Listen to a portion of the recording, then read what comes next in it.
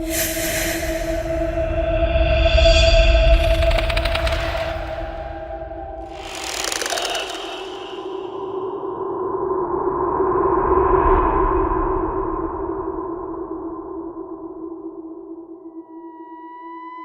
semua bangunan tua menyimpan cerita. Sebagian hanya menyimpan retakan. Tapi ada bangunan yang menyimpan ruang yang seharusnya sudah ditutup sejak lama. Asrama putri di pinggiran kota Palu itu terlihat biasa saja dari luar.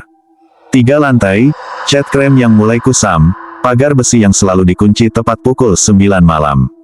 Tidak ada yang terlalu mencolok. Sampai kamu berdiri cukup lama di lorong blok C setelah jam 10. Lorongnya terasa lebih panjang dari yang terlihat siang hari. Lampu kuningnya redup dan menggantung rendah, membuat bayangan setiap pintu terlihat lebih dalam dari seharusnya.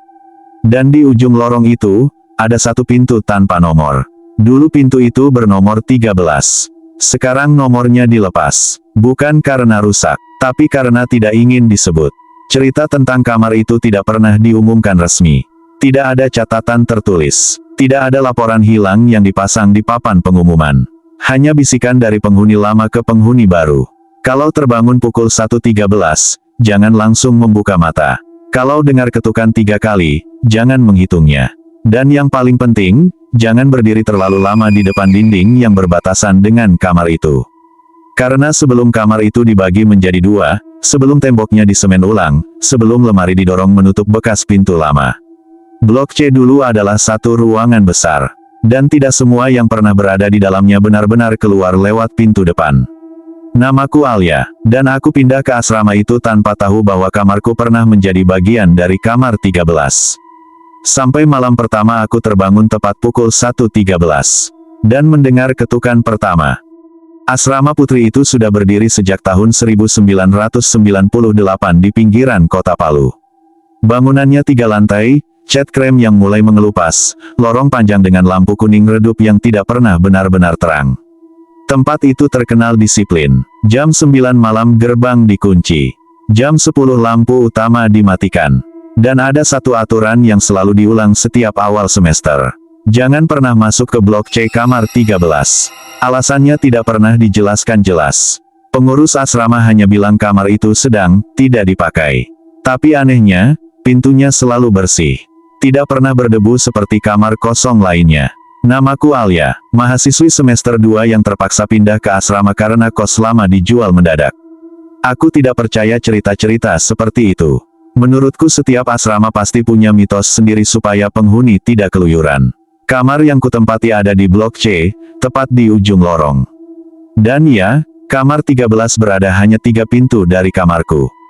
Malam pertama semuanya biasa saja. Malam kedua juga, sampai malam ketiga, ketika aku terbangun tepat pukul 1.13. Aku tidak tahu kenapa aku melihat jam. Rasanya seperti ada yang menyuruhku membuka mata. Lorong di luar kamar sunyi. Tapi ada satu hal yang janggal. Lampu lorong menyala terang. Padahal setiap jam 10 malam lampu itu selalu dimatikan otomatis oleh penjaga. Aku membuka pintu pelan dan mengintip keluar. Lorong kosong, sepi. Tapi lampu tepat di depan kamar 13 berkedip pelan. Aku berjalan mendekat tanpa sadar. Pintu kamar 13 tertutup rapat. Catnya putih, gagangnya besi tua yang sedikit berkarat. Tidak ada nomor di atasnya, hanya bekas sekrup seperti angka pernah dipasang lalu dilepas. Saat aku berdiri tepat di depannya, aku mendengar sesuatu dari dalam. Bukan suara langkah, bukan suara barang jatuh. Lebih seperti suara gesekan pelan. Seperti seseorang menggeser kursi sangat perlahan. Aku menahan napas. Siapa di dalam? Tanyaku pelan. Tidak ada jawaban. Tapi gesekan itu berhenti. Aku hampir kembali ke kamar ketika terdengar suara ketukan dari dalam. 1 kali. Lalu diam. Kemudian 2 kali. Jeda. 3 kali. Pola yang teratur. 1, 2, 3. Aku merinding. Itu bukan ketukan acak. Seperti kode. Aku buru-buru kembali ke kamar dan mengunci pintu. Paginya, aku tanya ke teman sekamarku, Rani. Kamar 13 memang kosong kan? Rani langsung diam. Kamu dengar sesuatu? Aku tidak langsung jawab. Rani menelan ludah. Dulu pernah ada penghuni kamar itu. Namanya Siska. 3 tahun lalu. Dia sering ngeluh ada yang ketuk pintunya setiap jam 1.13. Tapi pas dibuka, nggak ada siapa-siapa. Terus, suatu malam dia buka pintu lebih lama dari biasanya. Besok paginya, kamarnya kosong. Barang-barangnya masih ada, orangnya nggak pernah ketemu sampai sekarang. Aku mencoba menertawakan cerita itu. Mungkin kabur, mungkin masalah keluarga, pasti ada penjelasan logis. Sampai malam berikutnya, pukul 1.13, aku terbangun lagi. Kali ini bukan karena insting, tapi karena suara ketukan. Bukan dari lorong, dari dalam lemari kamarku sendiri. 3 kali, aku duduk kaku di atas ranjang. Rani masih tertidur pulas. Ketukan itu terdengar lagi. Pola yang sama. Perlahan aku menoleh ke arah lemari kayu tua di sudut kamar. Pintunya tertutup rapat, tapi gagangnya bergerak pelan, seolah ada yang mencoba membukanya dari dalam. Dan saat itu aku sadar sesuatu yang membuat tengkukku dingin. Kamar 13 tidak pernah benar-benar kosong. Mungkin pintunya saja yang terkunci, tapi ruangnya bisa saja terhubung ke tempat lain. Dan mungkin, sesuatu dari dalam sana sedang mencari kamar baru. Ketukan itu berhenti. Jam di ponselku berubah menjadi pukul 1.14. Lemari kembali diam, tapi di bawah pintunya, ada bayangan tipis seperti cahaya lorong menyusup masuk. Padahal lampu lorong seharusnya mati. Aku turun perlahan dari ranjang, mendekat, dan melihat sesuatu yang membuat napasku tercekat. Di lantai, tepat di depan lemari, ada bekas garis seperti seseorang menyeret sesuatu dari dalam menuju keluar. Garis itu berhenti tepat di depan ranjangku. Dan di ujungnya, ada noda gelap kecil, masih basah. Aku tidak membangunkan Rani malam itu. Aku tidak tahu kenapa, mungkin karena takut terdengar konyol. Mungkin karena ada bagian kecil dalam diriku yang ingin memastikan sendiri. Aku menatap noda gelap di lantai cukup lama. Warnanya tidak benar-benar hitam, lebih ke coklat tua, seperti air bercampur debu lama. Aku menyentuhnya dengan ujung tisu. Basah, dingin, bukan seperti air biasa, lebih kental. Ketika kuangkat tisu itu, ada bau lembab seperti kayu yang lama terendam. Aku langsung membersihkannya sampai tidak tersisa. Lemari kembali diam, tidak ada ketukan lagi. Pagi harinya, aku membuka lemari dengan jantung berdebar. Isinya tetap sama, bajuku tergantung rapi, tas di rak atas tidak bergeser. Tidak ada ruang kosong aneh. Tapi ada satu hal yang berbeda. Di dinding bagian dalam lemari, ada 3 goresan tipis vertikal. Seperti bekas kuku. Aku memanggil Rani. Ini dari mana? Rani menatapnya beberapa detik. Kayaknya sudah dari dulu. Tapi kemarin nggak ada. Rani tidak menjawab. Sejak percakapan itu, suasana kamar terasa berbeda. Rani jadi lebih sering keluar dan menghindari pembicaraan tentang kamar 13. Malam berikutnya, aku sengaja tidak tidur. Aku duduk bersandar di ranjang dengan lampu meja menyala redup. Jam di ponsel menunjukkan pukul 1.12. Aku menunggu. Ketika angka berubah menjadi pukul 1.13, lorong terdengar sangat sunyi. Tidak ada ketukan, tidak ada suara gesekan. Aku hampir merasa semuanya hanya sugesti. Lalu terdengar suara pintu dibuka di lorong. Pelan, engselnya berderit panjang. Aku bangkit dan mengintip lewat celah pintu kamar. Lorong gelap, tapi pintu kamar 13 terbuka sedikit. Padahal siang tadi aku yakin melihatnya tertutup rapat. Cahaya redup seperti lampu kamar menyala dari dalamnya. Tidak terang, hanya cukup untuk membentuk garis tipis di lantai lorong. Aku melangkah keluar tanpa sadar. Setiap langkah terasa berat, lorong terasa lebih panjang dari biasanya. Saat aku semakin dekat, pintu kamar 13 terbuka lebih lebar. Di dalamnya gelap, tapi aku bisa melihat bayangan lemari di sudut ruangan. Sama seperti lemari di kamarku. Tinggi, kayu tua, pintu ganda. Tiba-tiba aku menyadari sesuatu yang membuat perutku mual. Susunan retakan di dinding kamar 13 terlihat persis seperti retakan di dinding kamarku. Seperti cermin, seperti kamar itu dan kamarku adalah 2 sisi dari ruang yang sama. Dari dalam kamar 13 terdengar suara pelan. Gesekan kayu, lalu ketukan, 3 kali. Tapi kali ini bukan dari dalam lemari. Dari dalam dinding, tepat di sisi yang berbatasan dengan kamarku. Aku mundur 1 langkah. Tiba-tiba lampu lorong mati. Gelap total. Dalam gelap itu, aku merasakan sesuatu berdiri tepat di depanku. Bukan menyentuh, tapi sangat dekat. Aku bisa merasakan udara di sekitarnya lebih dingin. Lalu terdengar suara pelan di telingaku. Kamu dengar juga, kan? Itu bukan suara Rani. Bukan suara penjaga. Suara itu pelan, serak, dan terdengar seperti seseorang yang sudah lama tidak berbicara. Aku tidak berani bergerak. Lampu lorong menyala kembali. Pintu kamar 13 sudah tertutup rapat. Lorong kosong. Tidak ada siapapun. Aku berdiri sendirian. Tapi di lantai, tepat di depan kakiku, ada 3 bekas tapak kaki basah mengarah ke kamarku.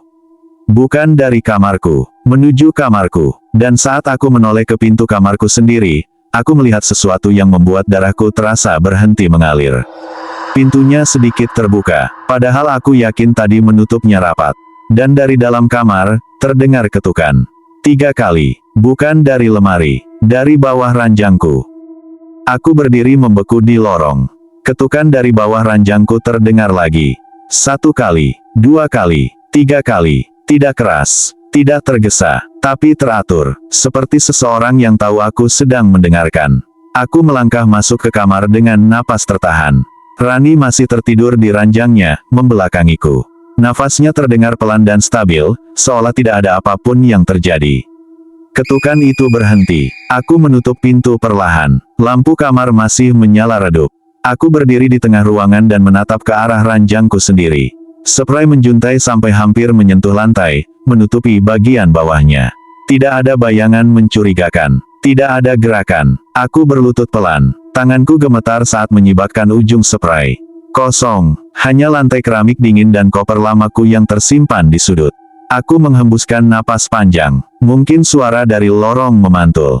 Mungkin hanya sugesti. Aku berdiri kembali. Dan saat itulah aku melihat sesuatu yang tidak mungkin salah. Di bawah ranjang Rani, spray miliknya bergerak pelan. Seperti ada sesuatu yang baru saja bergeser ke dalam. Aku menatap Rani. "Ran," bisikku pelan. Tidak ada jawaban. Aku mendekat dan menyentuh bahunya. Tubuhnya terasa dingin. Bukan dingin karena AC. Dingin seperti sudah lama tidak bergerak. "Rani." Ia tidak merespons. Aku memberanikan diri berlutut di sisi ranjangnya. Pelan-pelan aku menyingkap spray. Di bawahnya, aku tidak melihat apa-apa pada awalnya. Lalu mataku menyesuaikan dengan cahaya redup. Ada bekas basah di lantai. 3 titik kecil, membentuk garis lurus. Mengarah ke dinding yang berbatasan langsung dengan kamar 13. Aku berdiri mundur. Dinding itu tampak normal. Tapi ketika aku mendekat, aku melihat garis tipis di permukaannya. Seperti bekas pintu yang pernah ada lalu ditutup. Garis itu memanjang vertikal, persis setinggi tubuh manusia. Lalu terdengar suara dari dalam dinding. Bukan ketukan, lebih seperti gesekan kuku yang perlahan menarik turun. Aku menutup telinga, tapi suara itu terasa seperti muncul dari dalam kepalaku. Tiba-tiba Rani duduk tegak di ranjangnya. Gerakannya terlalu cepat, matanya terbuka, tapi kosong. "Alia," katanya pelan. Suaranya bukan suaranya. Terlalu berat, terlalu dalam. "Kamu buka pintunya." "Apa?" Suaraku hampir tidak keluar. "Kamu berdiri terlalu dekat." Sekarang dia tahu. Aku mundur sampai punggungku menyentuh pintu kamar. Rani menoleh perlahan ke arah dinding. Senyumnya tipis. Dia tidak pernah pergi, lanjutnya. Dia cuma pindah. Lampu kamar berkedip 1 kali, 2 kali, 3 kali, lalu mati. Gelap. Dalam gelap itu, aku mendengar 2 suara napas. Satu dari arah Rani, satu lagi, tepat di belakangku. Aku bisa merasakan hembusan udara dingin menyentuh tengkukku. Dan suara pelan berbisik tepat di telingaku. "Sekarang giliran kamu di kamar 13. Lampu menyala kembali. Rani terbaring seperti semula, tertidur. Tidak ada siapapun di belakangku. Tapi di dinding, garis tipis itu kini terlihat jelas.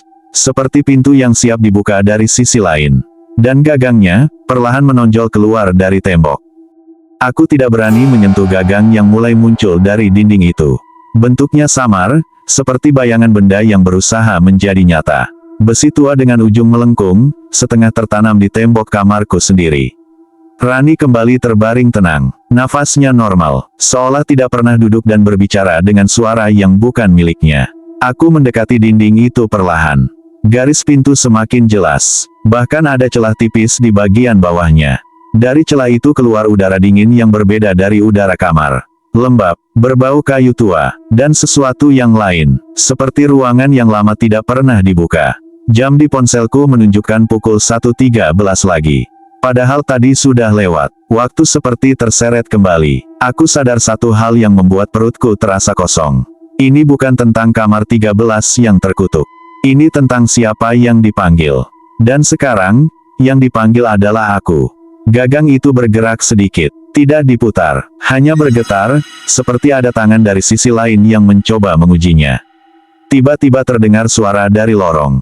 Langkah kaki, pelan, berhenti tepat di depan pintu kamarku. Aku menoleh. Tidak ada bayangan di bawah pintu. Tapi ada suara napas pelan dari luar. Lalu ketukan di pintu kamarku. 1 kali, 2 kali, 3 kali. Aku tidak bergerak. Ketukan itu bukan dari dinding lagi. Bukan dari lemari, sekarang dari pintu utama kamarku. Seolah sesuatu sudah tidak perlu bersembunyi. Rani bergerak pelan di ranjangnya. Tanpa membuka mata, ia berbisik.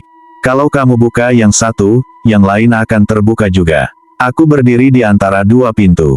Satu di depanku, satu di dinding. Keduanya seolah menunggu keputusan yang sama. Ketukan di pintu utama terdengar lagi. 1, 2, 3. Lalu suara yang sangat pelan dari luar. Alia, kamu di dalam. Itu suara penjaga asrama, Pak Darto. Tapi nadanya datar, tanpa intonasi, seperti rekaman yang diputar ulang. Gagang di dinding kini sudah sepenuhnya terbentuk. Aku bisa melihat bayanganku terpantul samar di permukaannya yang kusam. Dan bayangan itu, tersenyum lebih dulu sebelum aku melakukannya. Ketukan berhenti, lorong kembali sunyi. Tapi dari balik dinding, terdengar satu kalimat yang membuat darahku terasa dingin. Tidak semua yang hilang keluar lewat pintu depan. Gagang di tembok perlahan berputar sendiri. Celah pintu mulai terbuka sedikit. Gelap pekat terlihat di baliknya. Dan dari dalam kegelapan itu, aku melihat sesuatu bergerak. Bukan mendekat, tapi menunggu aku yang melangkah masuk. Celah pintu di dinding itu semakin lebar. Tidak ada cahaya dari dalamnya. Hanya kegelapan yang terlihat lebih dalam daripada ruang manapun yang pernah kulihat. Ketukan di pintu utama sudah berhenti. Lorong kembali sunyi. Rani masih terbaring membelakangiku, seolah tidak pernah bicara apa-apa. Aku berdiri beberapa detik, mencoba berpikir jernih. Jika ini benar-benar terhubung dengan kamar 13, maka apapun yang terjadi pada Siska mungkin berawal dari titik yang sama. Bukan karena dia membuka pintu lorong. Tapi karena dia membuka pintu yang tidak terlihat. Gagang di dinding kini sepenuhnya bisa kugenggam. Dingin, sangat dingin, seperti menyentuh besi yang lama terendam air. Aku menarik napas panjang. Kalau aku masuk, apa yang terjadi? Bisikku, meski tidak yakin kepada siapa aku bertanya. Dari dalam celah itu terdengar suara pelan. Bukan menjawab, tapi mengulang. Masuk. Satu kata, tanpa nada, tanpa emosi. Aku menoleh ke arah Rani. Kamu dengar itu? Tanyaku pelan. Rani tidak bergerak, tapi dari arah ranjangnya terdengar suara lain. Sangat pelan, seperti dua orang berbisik bersamaan. Masuk. Aku sadar satu hal yang membuatku akhirnya mengambil keputusan. Selama ini, suara itu selalu mendekat ke kamarku, ke lemariku, ke bawah ranjangku, ke dindingku. Kalau aku tidak menghadapinya, ia tidak akan berhenti. Aku memutar gagang itu. Pintu di dinding terbuka perlahan tanpa suara. Di baliknya bukan kamar 13 seperti yang kubayangkan. Bukan lorong asrama. Yang kulihat adalah kamarku sendiri. Persis. Dengan ranjangku, meja belajarku, lemari kayu tua di sudut. Dan seorang gadis berdiri di tengah ruangan itu. Membelakangiku. Rambutnya panjang dan basah, menetes ke lantai. Airnya membentuk 3 titik sebelum mengalir menjadi garis lurus. Aku mengenal pola itu. Perlahan gadis itu menoleh. Wajahnya pucat, matanya kosong. Tapi bukan itu yang membuatku sulit bernapas. Wajahnya adalah wajahku, dengan lingkar hitam lebih dalam. Dengan tatapan lebih hampa. Ia tersenyum tipis. Kamu datang juga, katanya pelan. Suaranya sama persis denganku. Aku menoleh cepat ke belakang. Kamar asliku masih ada. Rani masih tidur. Pintu utama tertutup. Aku berdiri di ambang 2 kamar yang identik. Versi yang satu terang redup dan nyata. Versi yang satu lagi lebih lembab, lebih gelap, dan terasa seperti ruang yang sudah lama menunggu. Apa kamu Siska? Tanyaku. Ia menggeleng pelan. Siska membuka terlalu jauh. Lalu kamu siapa? Ia menatapku tanpa berkedip. Aku yang tinggal setelah kamu memutuskan tidak masuk. Jantungku berdetak keras. Masuk kemana? Ia mengangkat tangannya dan menunjuk ke belakangku. Ke kamarku yang asli. Atau kamu pikir hanya satu sisi yang punya pintu? Aku perlahan menoleh. Dan untuk pertama kalinya aku melihat sesuatu yang tidak pernah kusadari sebelumnya. Di kamar asliku, tepat di dinding seberang, ada garis tipis lain. Seperti pintu kedua yang belum terbuka. Aku kembali menatap gadis itu. Ia melangkah mundur satu langkah. Setiap orang di kamar 13 diberi dua pilihan, katanya. Masuk, atau digantikan. Udara di sekitarku terasa lebih berat. Air dari rambutnya terus menetes. 3 titik. Berulang. Dan saat aku menatap lebih dekat, aku melihat ada sesuatu di belakangnya dalam kamar versi gelap itu. Bukan lemari, bukan ranjang, tapi bayangan lain. Berdiri diam, menunggu. Dan aku sadar, jika aku melangkah masuk sekarang, mungkin yang kembali bukan lagi aku yang sama. Aku berdiri di ambang dua kamar yang sama. Satu adalah kamarku yang nyata, dengan Rani yang masih tertidur dan lampu redup yang familiar. Satu lagi adalah versi lembab dan sunyi, dengan diriku yang lain berdiri di tengahnya, rambut basah menetes membentuk pola yang terus berulang. 1, 2, 3. Udara di antara dua ruang itu terasa berat, seperti ada tekanan tak terlihat yang menahanku untuk tidak bergerak. Apa maksudnya digantikan? Tanyaku akhirnya. Versiku yang lain tersenyum tipis. Artinya kamu tetap di sana, katanya sambil menunjuk ke kamar gelap di belakangnya, dan aku yang kembali ke tempatmu.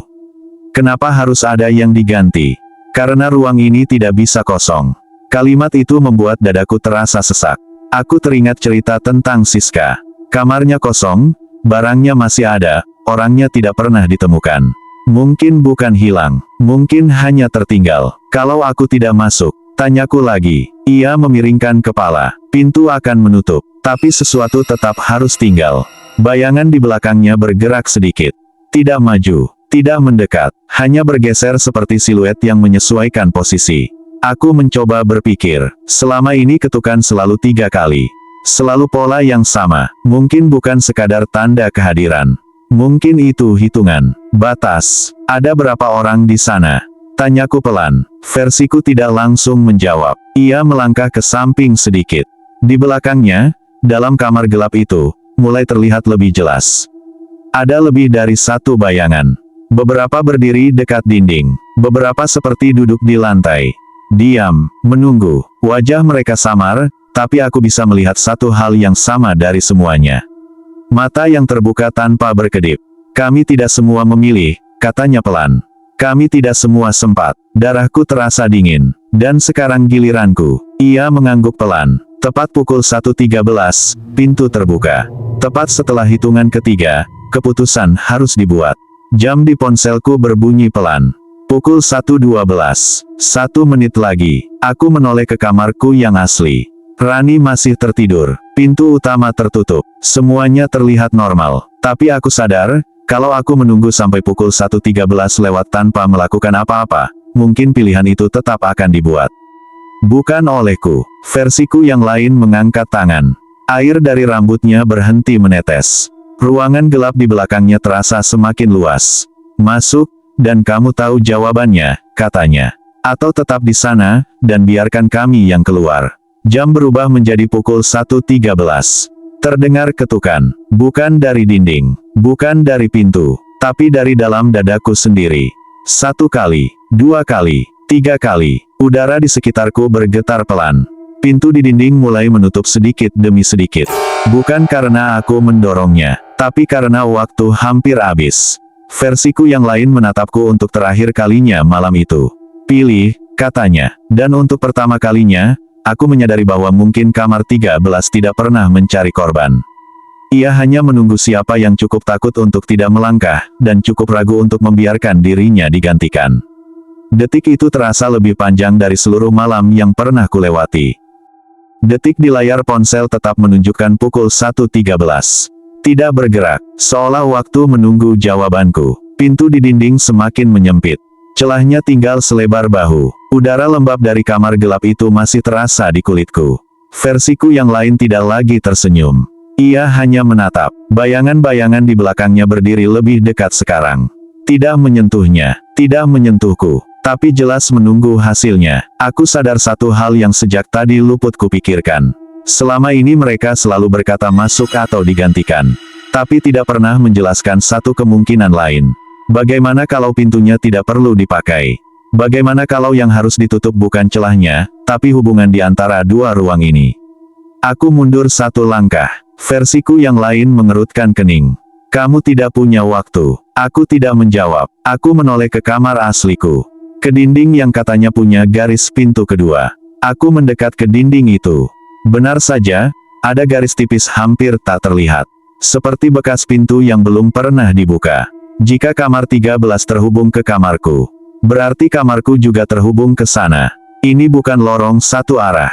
Ini cermin. Dan cermin selalu bekerja dua sisi. Alia, suara versiku berubah lebih tegas. Masuk sekarang. Bayangan di belakangnya bergerak serempak satu langkah maju. Aku meletakkan tanganku di dinding kamar asliku. Dingin, sama dinginnya dengan gagang pintu tadi. Jam masih pukul 1.13. Ketukan kembali terdengar. 1, 2, 3. Tapi kali ini bukan dari ruang manapun. Dari dalam kepalaku. Aku memejamkan mata dan menekan dinding itu sekuat tenaga. Jika ada pintu di sana, aku akan membukanya. Bukan untuk masuk, tapi untuk melihat apa yang sebenarnya terjadi. Garis tipis itu bergetar, retak kecil muncul, udara di kamar berubah drastis. Versiku yang lain tiba-tiba terlihat panik. Jangan, satu kata itu keluar cepat. Untuk pertama kalinya ia terdengar takut. Retakan di dinding kamarku melebar. Bukan menjadi pintu menuju ruang gelap, tapi memperlihatkan sesuatu yang berbeda. Di balik dinding itu bukan kamar lain. Bukan lorong, bukan ruangan penuh bayangan. Yang kulihat adalah kamar 13. Kosong, berdebu, tidak ada lemari, tidak ada versi diriku, tidak ada bayangan berdiri, hanya ruangan kosong yang pintunya tertutup rapat dari sisi luar. Aku menoleh cepat ke arah pintu di dinding yang hampir menutup. Versiku yang lain mulai memudar. Bayangan-bayangan di belakangnya seperti tersedot mundur ke kegelapan. Apa ini? Bisikku. Dan saat itulah aku mengerti. Ruang gelap itu bukan tempat nyata. Itu ruang yang terbentuk dari ketakutan orang yang membuka pintu tanpa melihat sisi lainnya. Siska mungkin masuk terlalu jauh ke ruang yang ia ciptakan sendiri. Dan terjebak di dalamnya. Versiku yang lain berbisik pelan sebelum menghilang sepenuhnya. Kamu tidak takut cukup dalam. Pintu di dinding menutup rapat. Retakan di kamarku menghilang. Jam di ponsel berubah menjadi pukul 1.14. Semua kembali sunyi. Rani bergerak pelan dan membuka mata dengan bingung. Kamu ngapain berdiri di situ? Aku menoleh ke dinding. Utuh. Tidak ada garis. Tidak ada gagang. Tidak ada celah. Tapi aku tahu sesuatu belum benar-benar selesai. Karena saat aku melangkah menuju ranjang, aku melihat ke arah lemari. Dan di permukaan kayunya, kini ada 3 goresan baru. Lebih dalam, lebih jelas. Seperti tanda bahwa pintu mungkin sudah tertutup. Tapi sesuatu masih tahu jalan untuk kembali. Aku menatap 3 goresan baru di pintu lemari itu lama sekali. Lebih dalam dari sebelumnya. Lebih kasar. Seolah bukan dibuat untuk menakuti, tapi untuk menandai. Rani turun dari ranjangnya dengan wajah bingung. Kamu nggak tidur? Tanyanya pelan. Aku tidak langsung menjawab. Mataku masih terpaku pada goresan itu. Kalau pintu di dinding sudah tertutup, kalau ruang gelap itu hanya cermin ketakutan, lalu kenapa tanda ini masih ada? Jam menunjukkan pukul 1.16. Waktu berjalan normal, tapi suasana kamar belum sepenuhnya kembali. Aku mendekat ke lemari dan menyentuh goresan itu. Kali ini tidak dingin, biasa saja, kayu tua yang kering. Alia, kamu bikin itu. Suara Rani terdengar lebih waspada sekarang. Aku menggeleng, dan tepat saat itu, lemari bergetar pelan. Bukan dari dalam, dari belakang. Seperti ada sesuatu di dinding yang sama dengan kamar 13. Aku tersadar sesuatu yang sangat sederhana, tapi selama ini terlewat. Semua fenomena selalu berpusat pada penghubung. Lemari, dinding, pintu, bukan ruangnya yang bermasalah, tapi celahnya. Aku mendorong lemari itu menjauh dari dinding. Berat, Rani langsung membantu tanpa banyak tanya. Saat lemari bergeser, kami melihatnya. Di dinding belakang lemari ada bekas pintu lama yang sudah ditutup semen kasar. Bentuknya jelas. Tinggi manusia, dengan bekas engsel di sisi kiri.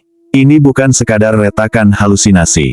Ini pintu sungguhan yang pernah ada. Kamar 13 dulu satu ruangan sama kamar ini, bisikku pelan.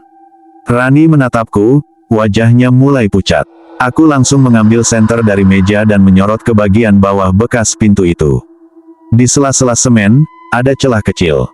Dan dari celah itu, mengalir sesuatu yang sangat tipis. Air menetes perlahan ke lantai. 1 titik, 2 titik, 3 titik. Pola yang sama. Jantungku berdegup keras. Jadi ini bukan hanya soal ketakutan. Bukan hanya ilusi. Ada ruang yang pernah dibagi. Ada sesuatu yang dulu tidak benar-benar diselesaikan. Tiba-tiba terdengar suara berat dari balik tembok. Bukan ketukan, lebih seperti dorongan kuat dari sisi lain. Semen retak sedikit, garis tipis muncul lagi, tapi kali ini nyata. Debu jatuh ke lantai. Rani mundur. Alia, kita panggil penjaga sekarang. Aku tahu memanggil siapapun tidak akan menghentikan ini. Karena jika pintu ini benar-benar terbuka kembali, bukan hanya satu kamar yang terhubung. Seluruh blok C mungkin pernah menjadi satu ruangan besar sebelum dibagi. Dan jika pembatasnya rapuh, sesuatu bisa berpindah bebas. Dorongan dari balik tembok semakin kuat. Retakan melebar. Dan untuk sepersekian detik, aku melihat mata di balik celah itu. Bukan bayangan. Bukan refleksi. Mata sungguhan. Terbuka lebar. Tidak berkedip. Suaranya terdengar jelas kali ini. Bukan di kepala. Bukan di lorong. Dari balik tembok. Kamu hampir masuk. Sekarang aku hampir keluar. Retakan memanjang cepat. Semen terbelah dari atas ke bawah. Bentuk pintu lama kembali terlihat utuh. Rani menjerit dan lari ke pintu utama, tapi pintu itu tidak bisa dibuka. Seolah terkunci dari luar, aku berdiri tepat di depan bekas pintu itu. Dan untuk pertama kalinya aku sadar apa yang sebenarnya terjadi. Kamar 13 tidak memilih korban secara acak.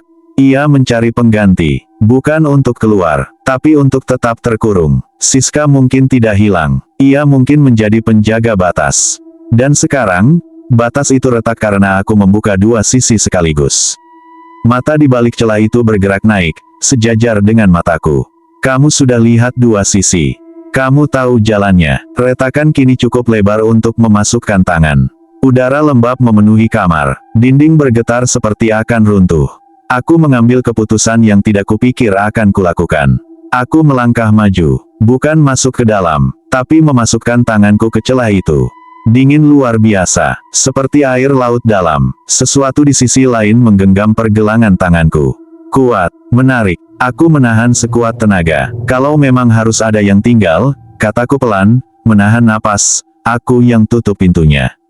Aku tidak menarik diri. Aku justru mendorong lebih dalam. Bukan untuk menyerahkan diri, tapi untuk menemukan sumbernya. Tanganku menyentuh permukaan kayu tua di sisi lain. Pintu asli kamar 13. Aku mendorongnya dari dalam, dengan seluruh tenaga yang kumiliki. Sesuatu di sisi lain berusaha menarikku masuk. Tekanan dari kedua arah membuat retakan makin lebar. Rani menangis di belakangku. Alia berhenti. Aku tidak berhenti. Karena aku sadar, selama pintu itu setengah terbuka, siklusnya tidak akan selesai. Dengan satu dorongan terakhir, aku menghantam pintu itu dari sisi dalam. Terdengar suara kayu patah. Retakan di dinding meledak terbuka, lalu runtuh. Debu memenuhi udara. Aku terjatuh ke lantai. Sunyi. Tidak ada lagi dorongan. Tidak ada mata. Tidak ada suara. Dinding di belakang lemari kini berlubang besar, memperlihatkan kamar 13 yang benar-benar kosong. Tidak ada furnitur. Tidak ada bayangan. Hanya ruangan tua berdebu dengan satu pintu menuju lorong.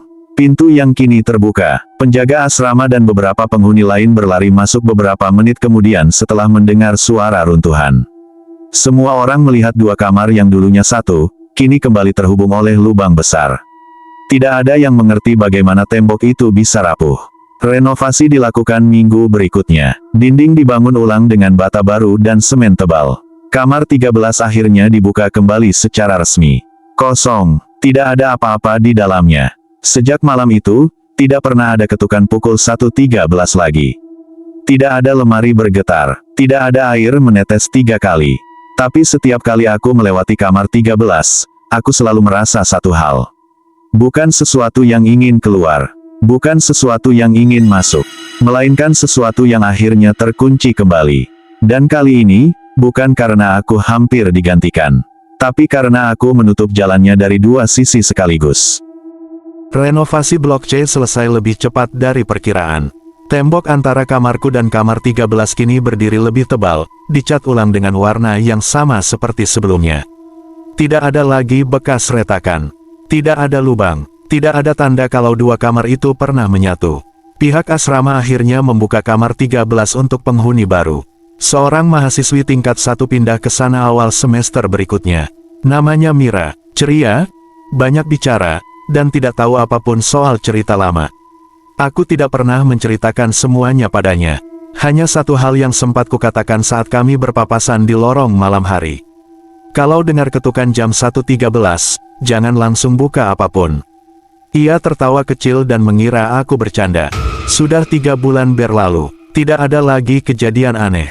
Tidak ada lampu berkedip, tidak ada suara gesekan. Kadang aku berdiri di depan dinding belakang lemariku yang kini tertutup rapi oleh semen baru. Aku menyentuhnya pelan, hangat, normal, tapi ada satu hal yang tidak pernah kuceritakan ke siapapun. Malam setelah renovasi selesai, tepat sebelum aku tertidur, aku sempat terbangun sebentar. Jam menunjukkan pukul 1.13. Tidak ada ketukan, tidak ada suara, hanya satu pesan masuk di ponselku dari nomor tak dikenal. Isinya singkat, tembok bisa dibangun ulang, batas tidak selalu. Pesan itu hilang sendiri beberapa detik kemudian.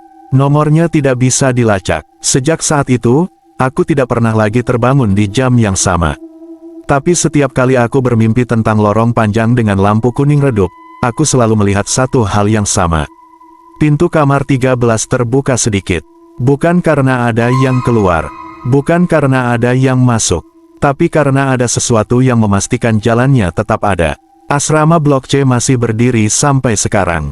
Lorongnya tetap panjang, lampunya tetap redup setelah jam 10 malam.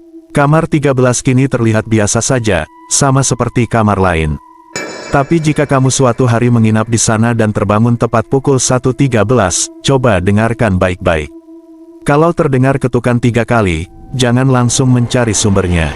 Karena mungkin itu bukan dari pintu, bukan dari lemari, bukan dari dinding. Kadang yang mengetuk bukan ruang di sekitarmu, tapi sisi lain dari dirimu yang berdiri tepat di balik batas yang tak terlihat. Dan tidak semua batas dibuat untuk dibuka.